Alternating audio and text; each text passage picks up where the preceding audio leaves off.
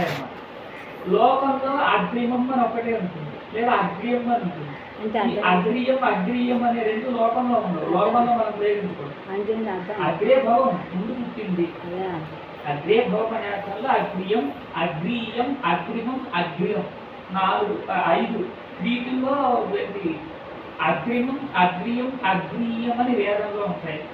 లోకంలో అగ్రిమం అగ్రియం అని రెండే ఉంటాయి. అగ్రిమం అంటాం కదా, అగ్రం అనొచ్చు. అగ్రం వేరు అగ్రమం వేరు కదా. అగ్రం అంటే ముందే కదా. అగ్రం ముందు ఉండేది, ముందు పుట్టింది.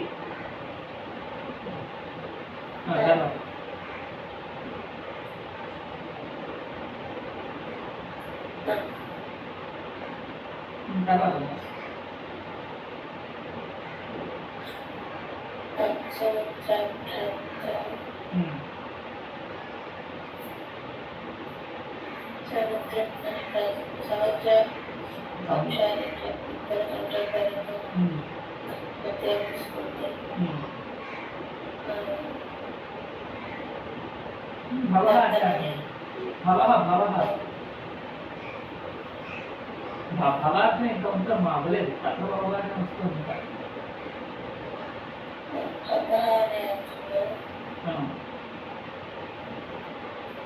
భవే ఛందసి కానీ భవే అనేది వస్తుంది. తత్ర అనేది అనుమతిగా వచ్చింది. అప్పుడు తత్వభవ అనేది ఇక్కడ వచ్చింది. ముందు మనకి తత్వభవ ముందు అయిపోయింది. ఆ తత్వభవ ఈ తత్వభవ లేదు. ఇది కేవలం వైదిక ప్రకారం. ఈ వైదిక ప్రకారం ఇప్పుడు చెప్పిన ఈ చెప్పబోయే ఒక 40 సూత్రాలు ఇవన్నీ కూడా. కాబట్టి ఇక్కడ ఏం చేస్తారంటే ఎక్కడెక్కడైతే వేరే ప్రకరణాల్లో మామూలు సూత్రాలు చెప్పారో వేరే వేరే అర్థాల్లో ఆ పని తీసుకుని అర్థాలు తీసుకుని ఇక్కడ కొత్త కొత్త ప్రత్యయాలు చెప్తారు. వేదంలో ఇవే ఉంటాయి అని చెప్పడం. వేదంలోనే ఉంటాయి అన్నమాట. వేదంలో ఉంటాయంటే వేదంలోనే ఉంటాయి. లోకంలో ఉండేవన్నీ వేదంలో ఉండొచ్చు, కానీ వేదంలోనే ఉంటాయి అని చెప్పినప్పుడు లోకంలో ఉంది. వేదంలో ఉంటాయి అంటే వేదంలో ఉంది, లోకంలో కూడా ఉండదు. వేదంలోనే ఉంటాయి అని చెప్పింది లోకంలో ఉండదు. అది మనం ప్రయోగించుకోవాలి. అందులో ఉండదు అంటే అది మనం ప్రయోగానికి వాడుకోకూడదు. మన వ్యవహారానికి దాన్ని వాడుకో.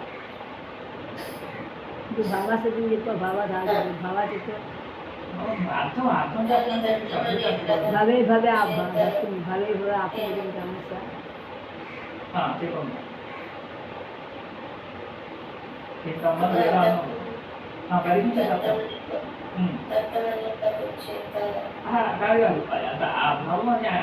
అయితే ఇక్కడి నుంచి దత్త అర్థం. దత్తం అనే అర్థంలో దత్తం ఏంటి బలిషిచి దత్తం అనే అర్థంలో బలి శబ్దం కంటే ఎత్ అనే ప్రత్యయం వస్తుంది అన్నమాట. బలిశిష్యం బలిషిచి దత్తం బలిశిష్యం అన్ని శబ్దాల కంటే కాదు, బలి శబ్దం కంటే మాత్రమే.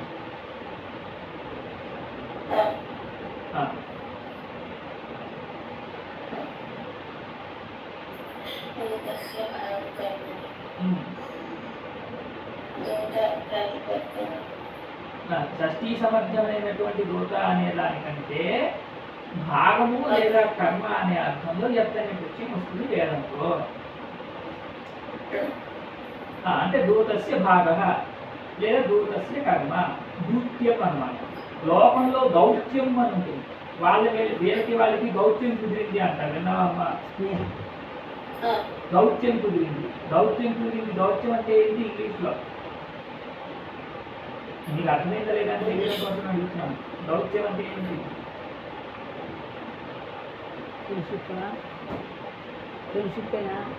ఫ్రెండ్షిప్ అని తాత్పర్యం.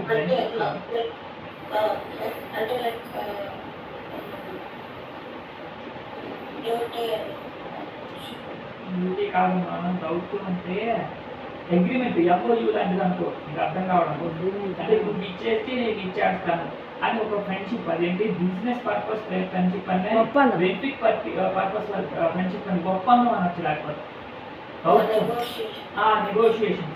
నెగోషియేషన్ అంటే మళ్ళీ వేరు. నెగోషియేషన్ అంటే అదేంటి బేరం అని వస్తుంది. నెగోషియేషన్ అంటే బేరం. నెగోషియేషన్ అని పూర్తిగా రాదు. నెగోషియేషన్ లాంటిది చాలా నెగోషియేషన్స్ అయిపోయిన తర్వాత చివరిలో వాళ్ళు ఒక ఇది వస్తారు, ఒక కంక్లూజన్ వచ్చి ఇది చేయి నేను ఇచ్చేస్తాను ఒప్పందం చేస్తుంది. అదే అన్నమాట దూతస్య కర్మ అంటే అది.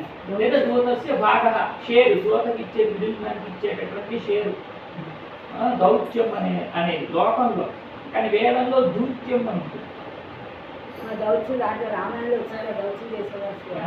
అది లోకంలో రామాయణం లోకం కానీ రామాయణం వేదం కాదు. రామాయణం అవునా అది దౌత్యమే. తర్వాత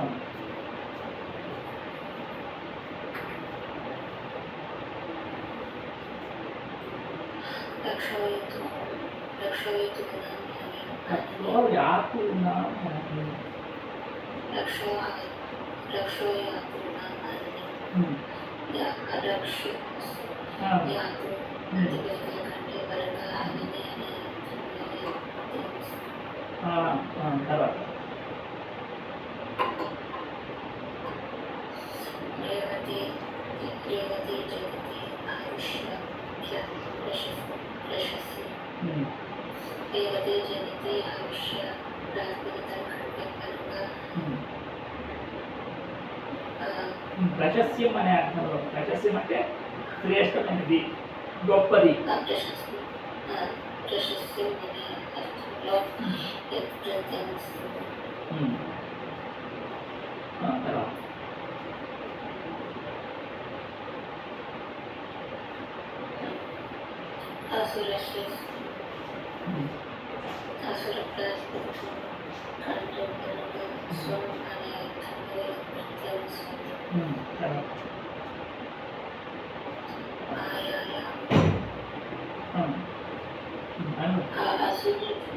అసురస్య మాయా, అసురస్య మాయా అనే అర్థంలో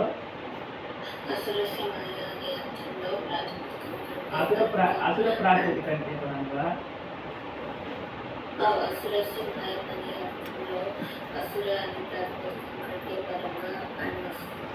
మాయా శబ్దం సంస్కృతంలో స్త్రీలింగం అన్నమాట. అసురస్య మాయా అనే అర్థంలోనే చెప్తారు. అందుకనే మాయాయాం అని స్త్రీలింగంలో సప్తమం చూపించారు.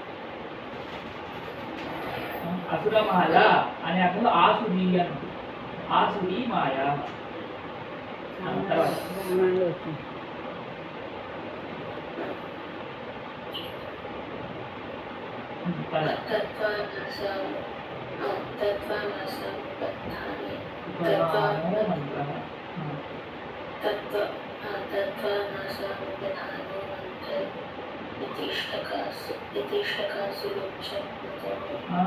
ఇది పెద్ద సూత్రం అమ్మా. ఇక్కడ చాలా ఎక్కువ వివరించాను, చాలా ఎక్కువ వివరించాను. నీకు ఎంతవరకు అర్థం చెప్పు.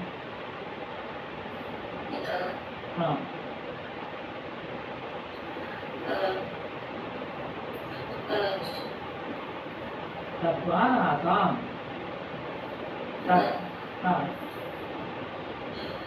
ఆసాం, తత్వానాసాం అనే అర్థంలో మంత్రము కనుక తెలిసినప్పుడు యత్ ప్రత్యయం వస్తుంది. తత్వానాసాం, ఆసాం అంటే ఏంటి? ఆసాం ఎక్కడొచ్చింది గుర్తుందా? అస్యాహ అనయోహ ఏనయోహ ఆసాం శబ్దం వచ్చిందా? ఎక్కడొచ్చింది?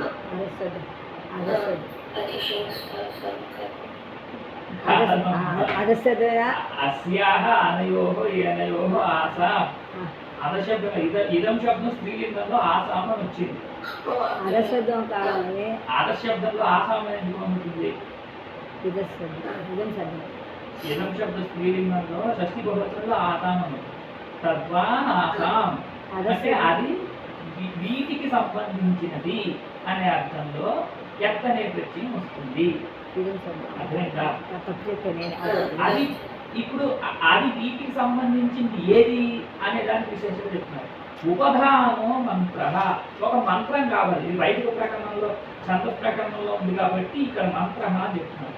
అది వీటికి సంబంధించినది అది అనే అర్థంలో అది ఏం కావాలి అంటే ఉపధాన మంత్రం కావాలి. ఉపధాన మంత్రం అంటే యాగాల్లో ఈ ఇటుకలని వాటిని అన్నింటినీ ఒక క్రమంలో ఇట్లా ఏర్పరుస్తారు. ఆ అలా ఏర్పాటు చేసేటప్పుడు చెప్పే మంత్రాన్ని ఉపధాన మంత్రం అంటారు. అర్థమైందా? ఎప్పుడైనా యాగం చూస్తే నీకు తెలుస్తుంది, ఇటుకలన్నీ కూడా రకరకాల ఆకృతుల్లో పెడతారు. ఆ ఆకృతుల్లో పెట్టినప్పుడు ఎప్పుడు ఉట్టినే మంత్రం లేకుండా క్రియ చేయకూడదు. యజ్ఞంలో విశిష్య మనం ఒక పని చేస్తున్నామంటే ఒక మంత్రం చుట్టూ మంత్రంతో పాటు పని చేయాలి. అప్పుడు ఆ ఇటుకల్ని అట్లా ఏర్పాటు చేసేటప్పుడు చెప్పిన మంత్రాన్ని ఉపధాన మంత్రము అంటారు. అదేనమ్మా. ఆ ఇష్టక ఇదేమి ఇష్టిక అంటే ఇష్టకం అంటే ఇటుక అన్నట్టు. ఆ ఇటుకలన్నిటినీ కూడా ఏర్పాటు చేసి ఒక క్రమంలో ఏర్పాటు చేసి చెప్పేటప్పుడు ఏదైతే ఉపధాన మంత్రం ఉంటుందో ఆ ఉపధాన మంత్రము దీనికి సంబంధించింది అని అర్థం ఉన్నప్పుడు ఈ షష్ఠీ సమర్థమైన దానికంటే ఎత్తనే ప్రత్యయం వస్తుంది. ఇప్పుడు ఈ షష్ఠీ సమర్థం ఎలాంటిది కావాలి అంటే ఇంకొకటి చెప్తున్నారు, యోనితద్వాన్. అది మతు ప్రత్యార్థం కావాలి అన్నమాట. మతు ప్రత్యార్థం ధనవాను, విన్నవ గుణవాను, ధనవాను, ధని ఇవన్నీ మతు ప్రత్యార్థం. అది ఇక్కడ మతు ప్రత్యయం కావాలి. ఏది షష్ఠీ ప్రాతిపదిక అది మతు ప్రత్యార్థం కావాలి. అది మతు ప్రత్యార్థం అయితే ఆ మతు ప్రత్యార్థమైనటువంటి దానికంటే ఉపధానమంత్ర అని అర్థం ఉన్నప్పుడు యా అనే ప్రత్యయం వస్తుంది వేదంలో. అలాగే మతు ప్రత్యయానికి మృతి కూడా వస్తుంది. నృత్య మతోహో మతు ప్రత్యయానికి మృతి కూడా వస్తుంది అన్నమాట.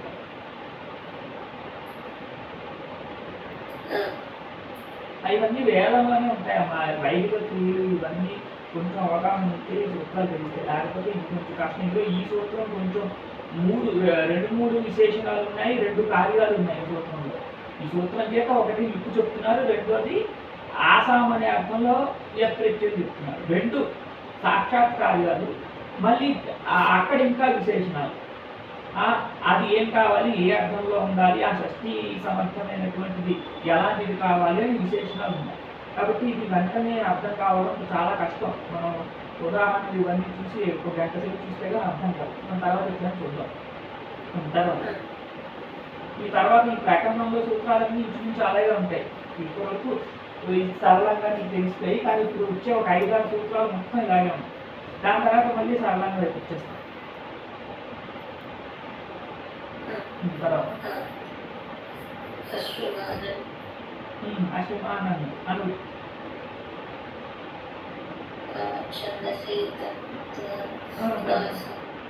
తద్వానాసం ఇష్టకాసు అదంతా వచ్చింది.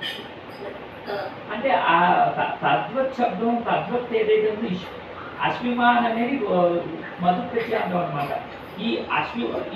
ఆ మధు ప్రత్యాంతం కనుక అశ్విమత్తు కనుక అయినట్లయితే ఆ అశ్విమత్ అనే దానికంటే అన్న అనే ప్రత్యయం వస్తుంది. ఇందాక యత్ ప్రత్యయం చెప్పారు, ఇక్కడ ఆ యత్తును భావిస్తూ అన్ను చెప్తున్నారు అన్నమాట.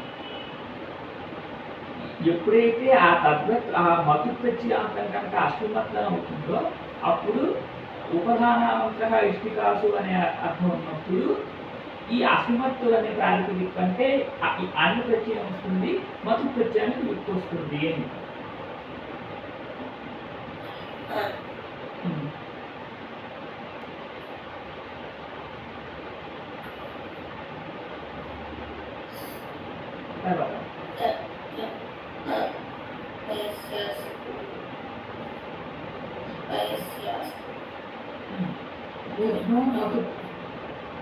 వయస్యాసు అంటే వయస్య అనే ప్రాతిపదికం ఎక్కడైతే వయస్య అనే పదం ఎక్కడైతే వేదంలో ఒక భాగంలో ఉందో అప్పుడు ఈ అదే మంత్రంలో మూర్ధన్ శబ్దం కూడా ఉన్నట్లయితే ఆ మూర్ధన్ శబ్దం కంటే మధుప్ అనే ప్రత్యయం వస్తుంది అన్నమాట.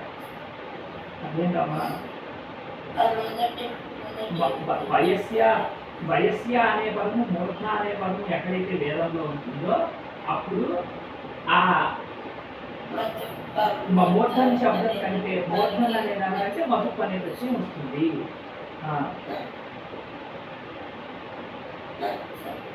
ఉదాహరణ ఏంటి?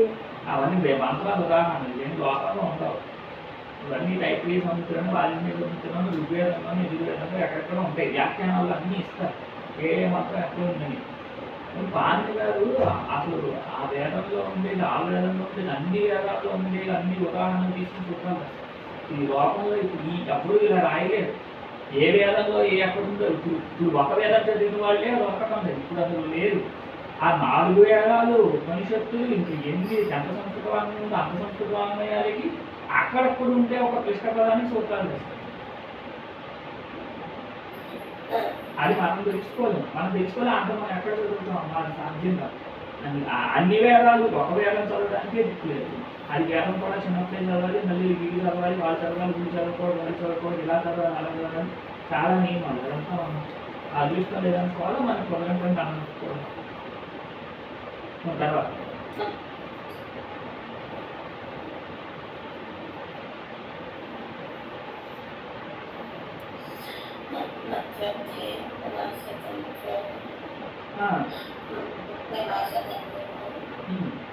మాస తను అనే ప్రాతిపదిక కంటే మత్వత్వం ముందు యత్ అనే ప్రత్యయం వస్తుంది. మత్వత్వం అది ఇందాక చెప్పాం కదా, తదస్య అస్తి అస్మిన్నికి మతుక్కు అనే సూత్రం పైన చెప్తారు, పై అధ్యాయంలో వస్తుంది. ఆ అర్థంలో లోకంలోనైతే మతుక్కు అనే ప్రత్యయం వస్తుంది. వేదంలో ఇక్కడ యత్ ప్రత్యయం చెప్తున్నారు. అక్కడ ఇంకా చాలా ప్రత్యయాలు, మత్వత్వ ప్రకరణం చాలా పెద్ద ప్రకరణం, అక్కడ చాలా ప్రత్యయాలు చెప్తారు. అందులో ఇక్కడ వైదిక ప్రకరణం నడుస్తుంది కాబట్టి ఆ సంబంధంగా ఇక్కడ యత్ ప్రత్యయం చెప్తారు.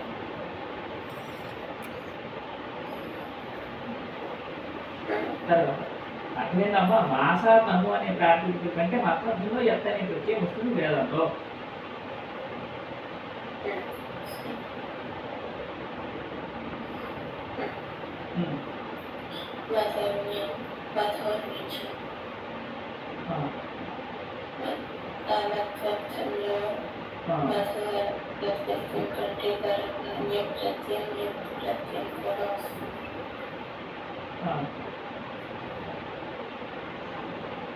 ఇక్కడ మాస తను అనే ప్రాతిపదిక కంటే చెప్పట్లేదమ్మా, ఒక నిమిషం. మత్వర్థంలో వేదంలో ఏ ప్రాతిపదికైన కంటే కూడా యత్ ప్రత్యయం వస్తుంది అని, అంటే మాసం కానీ తనువు కానీ తెలియబడినట్లయితే అన్నమాట. ఈ మాస తనువు అనేవి రెండు కూడా ప్రత్యార్థానికి విశేషణం. అంటే మాసం కానీ తనువు కానీ తెలియబడినప్పుడు మత్వర్థంలో ఏ ప్రాతిపదికైన కంటే కూడా పరంగా యత్ అనే ప్రత్యయం వస్తుంది వేదంలో. నేను ఉదాహరణ సహస్ర అనే ప్రాతిపదిక, లోకంలో లోకంలో సహస్రీ అయినా ఉంటుంది, కానీ వేదంలో ఇక్కడ సహస్రియ ఉంటుంది. సహస్రియ అని సహస్ర ప్రాతిపదిక అంటే యత్ప్రత్యయం వస్తుంది. అలాగే తపశ్శబ్దంలో లోకంలో తపస్వి అని ఉంటుంది, కానీ వేదంలో తపస్య అని. తపస్సు అనే ప్రాతిపదిక కంటే యత్ అనే ప్రత్యయం వచ్చి తపస్య అని అవుతుంది.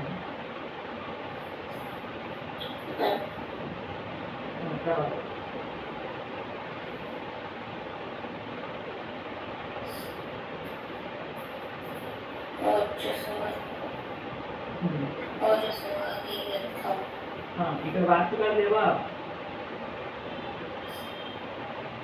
ఇంకో సూత్రం కూడా ఉంది కదా. తర్వాత మధుర జ్ఞాచ సూత్రం ఉంది కదా, పైకి సూత్రం వెళ్తే మధుర జ్ఞాచ అనే సూత్రం లేదా అక్కడ. మధు అనే ప్రాతిపదిక కంటే ఒకటంటే మత్వర్థంలో జ్ఞా అనే ప్రత్యయం కూడా వస్తుంది. తర్వాత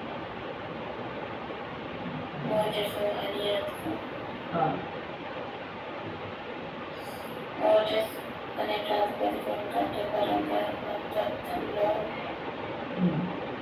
యత్ ప్రత్యయం వస్తుంది, సబ్జెక్ట్ కూడా వస్తుంది. అహని అనేది అనే అర్థంలో కూడా అహస్సు అంటే పగలు తెలుస్తున్నప్పుడు అన్నమాట. పగలు మత్వర్థంలో ఓజస్ అనే ప్రాతిపదిక కంటే యత్ ప్రత్యయం వస్తుంది. అహని అవిధేయ అంటే అహస్సు తెలుస్తున్నప్పుడు అని. అహస్సు అంటే పగలు తెలుస్తున్నప్పుడు, ఆ పదం చేత పగలు అనే అర్థం తెలియాలి.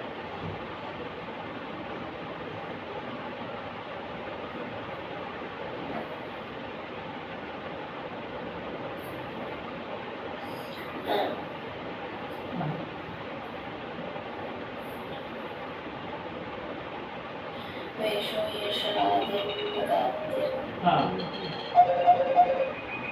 ఒక్క నిమిషం అమ్మా.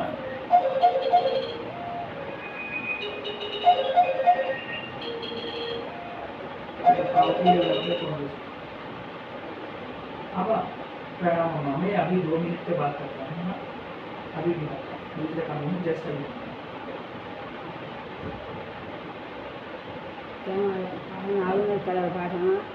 అమ్మ చెప్పమ్మా, ఈ మధ్యలో అవుతుంది చెప్పమ్మా.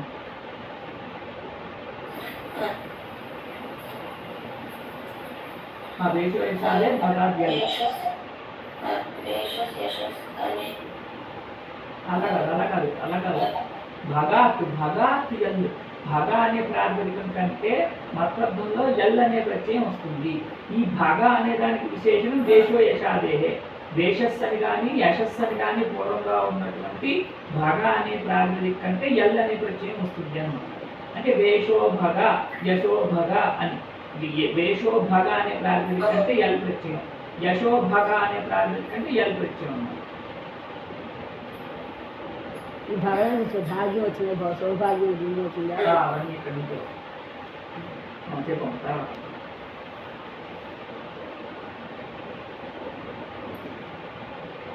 ఇలా వయస్సు కూడా ఎక్కడి నుంచి వచ్చిందా? వయస్సు స్నేహితులు అర్థం. వయస్సు ఇవాళ వచ్చేసింది. అదే అదే అర్థమే, అదే స్నేహితులు అదే స్నేహితులు అర్థం. వచ్చింది ఇవాళ వచ్చింది వయస్సు.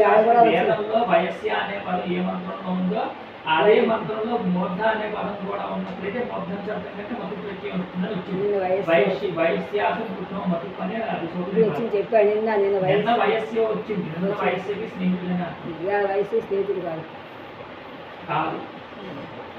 వయస్వత్ అనే వయస్సు అనే పదము వేదంలో 5-6 సార్లు చెప్పినప్పుడు ఆ పదాన్ని తీసుకుని దానికి ఏంటిది యత్ప్రత్యయం చెప్పి మధు ప్రత్యయానికి లోపం చెప్తే వయస్య అనే పదం అంటారు. ఈ వయస్య అనే పదము వేదంలో ఏ మంత్రంలో ఉంటుందో అక్కడే అదే మంత్రంలో మూర్ధన పదం కూడా ఉన్నప్పుడు ఈ మధు ప్రత్యయం వస్తుందని ఇక్కడ ఇవాళ వచ్చింది. అదే పదం ఖచ.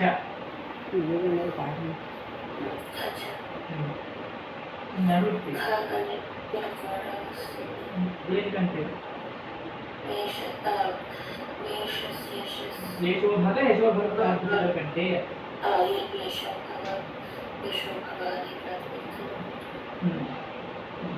ఇక్కడ కాకుండా ఉన్నా వేరే పని నాకు నువ్వు వీలైతే